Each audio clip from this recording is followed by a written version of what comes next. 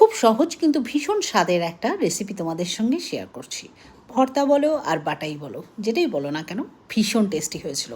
বর দুখানা ঝিঙ্গা এনে বলেছিল এটা একটু বাটা করো তো। সে নাকি কোথায় দেখেছে, ইউটিউব নাকি কোথায়, তো বললো আমাকে এভাবে করতে হয়, আমিও করে নিলাম।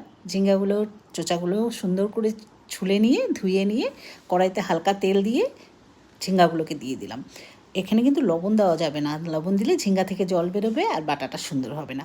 তারপর কিছু চিংড়ি মাছ ভেজে নিলাম তেলে, আবার কড়াইতে তেল দিলাম, দিয়ে সামান্য একটু কালো জিরা দিয়ে কয়েক কোয়া রসুন, পেঁয়াজ, একটু কাঁচা লঙ্কাও দিয়েছিলাম যেটা স্কিপ হয়ে গেছে, দিয়ে বেশ সুন্দর করে হালকা হালকা ভেজে নিলাম। এগুলো কিন্তু একেবারে কড়া ভাজা যাবে না, জাস্ট একটু ব্রাউন কালার হলেই নামিয়ে নিতে হবে। তারপর সেগুলোকে মিক্সির মধ্যে দিয়ে একটুখানি লবণ দিয়ে পেস্ট ভালো করে বেটে নিলাম।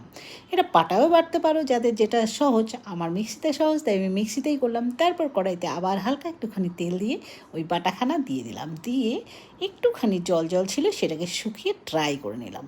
তারপর সর্ষার তেল মানে উঠিয়ে নিয়ে তার মধ্যে কাঁচা সর্ষার তেল দিয়ে গরম গরম ভাতে খেয়েছি, যা হয়েছিল না, দারুণ। কর্তামশাইয়ের আইডিয়াটা দারুণ ছিল।